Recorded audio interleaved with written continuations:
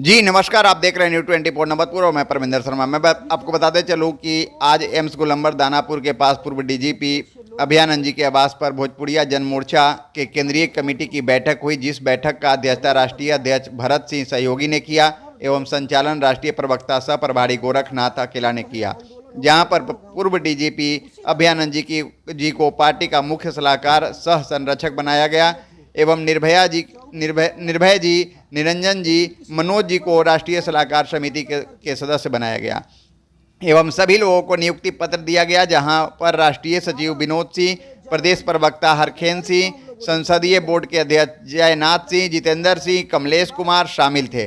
सर्वसम्मति से 9 फरवरी 2025 दिन रविवार को गांधी मैदान पटना में वोटर अधिकार रैली करने के लिए सहमति हुई। आगे राष्ट्रीय अध्यक्ष भरत सहयोगी जी ने कहा कि पूर्व डीजीपी अभियानंद जी को पार्टी में आने से यह पार्टी तीव्र गति से आगे बढ़ेगी एवं गरीबों को 5 डिसमल जमीन एवं आर्थिक आज़ादी के तहत हर वोटर को हर महीना 10,000 रुपया के लिए हो रहे आंदोलन को तेज करने में मदद मिलेगी।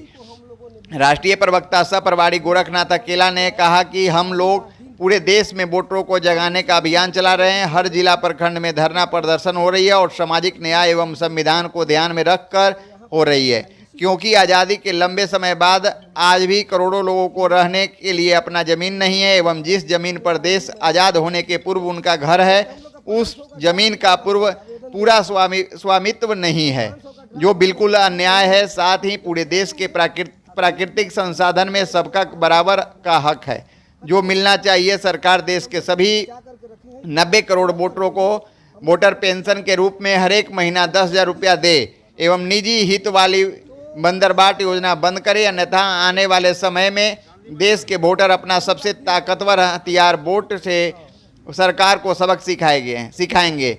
इसके लिए सभी वोटरों को 9 फरवरी 2025 को गांधी मैदान पटना में हो रहे वोटर अधिकार रैली में भाग लेने का आह्वान किया। साथ ही कहा कि पूर्व डीजीपी अभियानंद जी को पूरा देश जानता है। वे ईमानदार एवं लंब प्रतिष्ठित व्यक्ति हैं जो विधिवत पार्टी में शामिल हो गए हैं।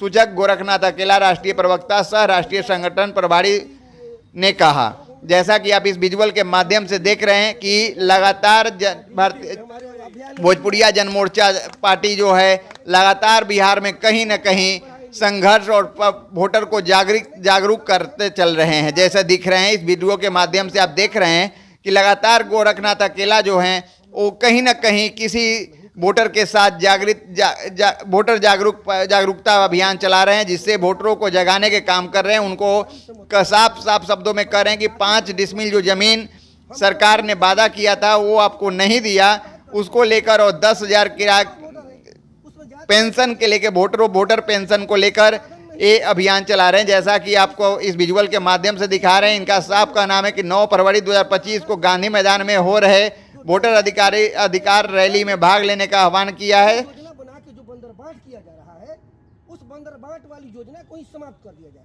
सार्वजनिक हित वाला योजना रहेगा। 3500 योजनाएं चलती है देश में, यह है कि उसमें भोजपुरिया भाषा को जो हम लोग संविधान के 8वीं अनुसूची में शामिल करने के लिए जो मांग करते आ रहे हैं वो छूटा हुआ था। तो सर ने इस बात को हम लोग को बताए कि भोजपुरी भाषा वाला तो इसमें संलग्न नहीं है, तो सही बात था, जैसे कि इसलिए कि मैंने वो तो ज़रूरी था, वो संलग्न किया गया।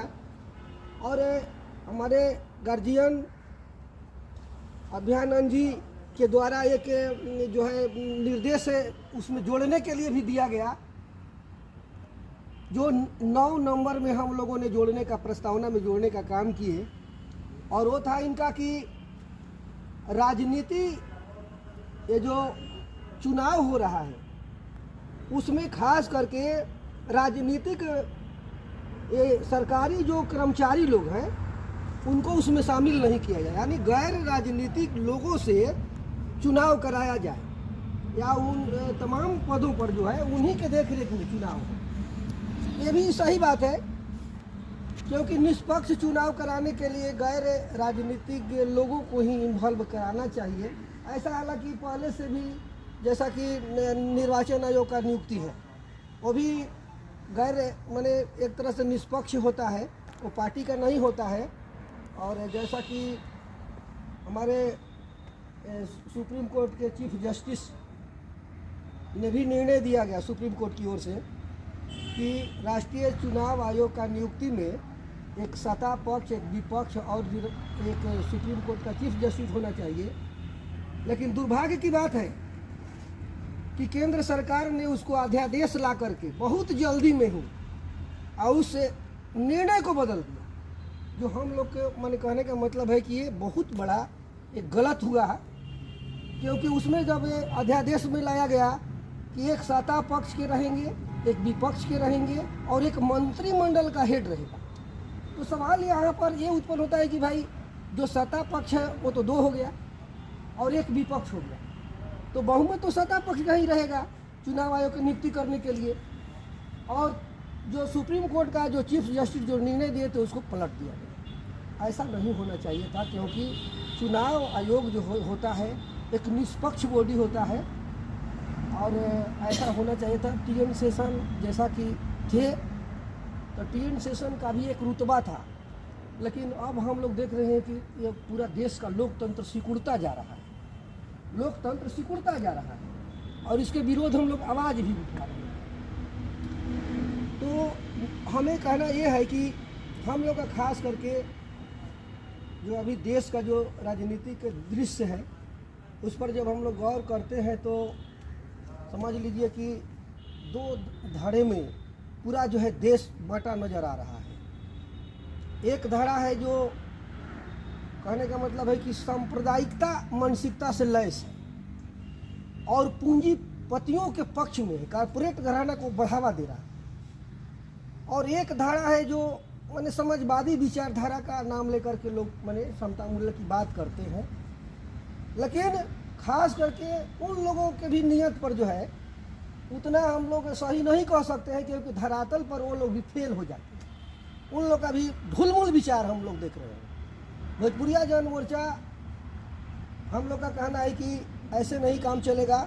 हम लोग धरातल को पकड़ने के लिए हम लोग एक आंदोलन छेड़ दिए हैं कि जब हमारा देश 78 साल गुजर गया आज़ादी का, 78वां वर्षगांठ हम लोग मना लिए, लेकिन आज बहुत ऐसा तबका है जिसका घर जो है जिस जमीन पर है उस जमीन का भी उनको स्वामित्व नहीं है, यानी ब्लॉक से रसीद नहीं करता है। ये लगभग प्राय हर लोगों के साथ है, हर वर्ग के ये समस्या है। देहात में सिकनी कहा जा रहा है, आरा शहर में 60-70% उसको कैसे हिंद कहा जा रहा है, ब्लॉक से रसीद नहीं करता है। तो उसमें ज़्यादा ऐसे तो माने गरीब दलित मध्यम वर्ग ज़्यादा लोग हैं, लेकिन उच्च वर्ग भी उससे अछूता नहीं है। और चंदवा में जाइए, वहाँ भी जितना उच्च वर्ग का भी, चाहे पकड़ी में आपको अबरपुल में सब बिल्डिंग बना हुआ है, लेकिन ज़मीन का मलिकाना हक नहीं है। ये माने हर वर्ग की समस्या है कि ज़मीन का मलिकाना हक नहीं दिया जा रहा है। तो हम लोग का कहना है कि भाई जब देश आज़ाद ही नहीं था तो अंग्रेज का आधिपत्य था। जब अंग्रेज हम लोग को देश को जब आज़ाद किया तो कहने का मतलब आज़ादी मिली तो सबके लिए मिली, सभी को जो है घर में खुशहाली आना चाहिए, सभी वर्गों के जो है बाल बच्चा को पढ़ने लिखने का माने मौका मिलना चाहिए। यानी आर्थिक विषमता, सामाजिक विषमता, शैक्षणिक विषमता पटना चाहिए और एक माने समतामूलक समाज की तरफ हम लोग का विचारधारा है कि सभी लोग खुशहाल हो, सब लोग आगे बढ़े, समान बने।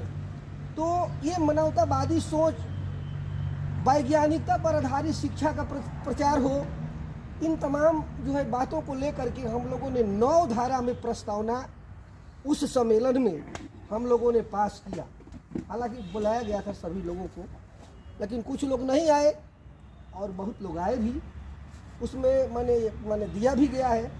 तो हम लोग चाहते हैं कि भाई उसमें अच्छे अच्छे लोग जुटे ताकि इस अच्छा विचार को हम लोग माने ज़मीन पर उतार सकें, क्योंकि हम लोग हर 2 दिन पर जो है लगातार ये जो है आंदोलन हम लोग गांव-गांव में कर रहे हैं। और उसी दरमियान हम लोग एक रैली भी का भी प्रोग्राम किए थे, 24 दिसंबर को ऐसे थे था, लेकिन किसी कारणवश उसको जो है हम लोग परिवर्तन करके और ये फिर 12 माने जनवरी 12 जनवरी को हम लोगों ने मीडिया में दिया, लेकिन फिर कुछ बात आई कि 12 जनवरी को, यानी कहने का मतलब मकर संक्रांति के समय भी ठंड रहता है और ज़्यादा गरीब गुरबा लोग हम लोग के भी आंदोलन में जुड़े हुए हैं, तो हो सकता है जैसा कि आपने सुना। आने में दिक्कत होगी। तो और अगर आप YouTube देख रहे हैं तो सब्सक्राइब करें और Facebook देख रहे हैं तो फॉलो करें, लाइक मैसेज शेयर करना ना भूलें। जय हिंद, जय बिहार।